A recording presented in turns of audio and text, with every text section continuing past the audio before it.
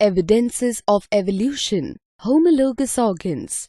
Objective: to learn about the evidences of evolution as observed in homologous organs.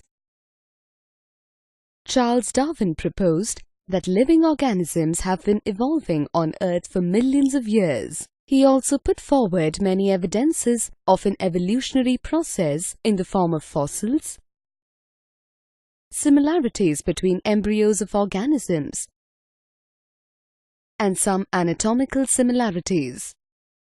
In this session, we'll take a closer look at the anatomical evidences that arise from the evolutionary process.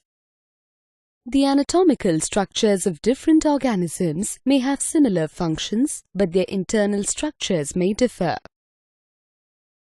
Take, for example, the wings of a dragonfly and a bird. Both sets of wings perform the same function of flying, but unlike a bird, the wings of a dragonfly have no bones in them.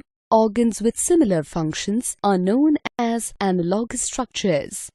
Now, let's consider the front limbs of different animals. The wings of a bird, the front legs of a horse, the flippers of a whale, and the hands of a human.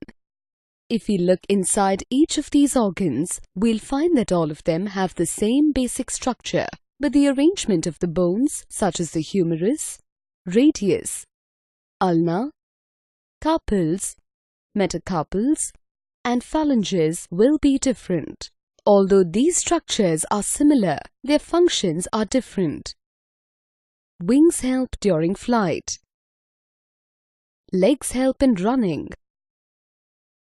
Flippers help in swimming. And hands help with a wide variety of activities. Organs having similar anatomical structures of different organisms are known as homologous organs.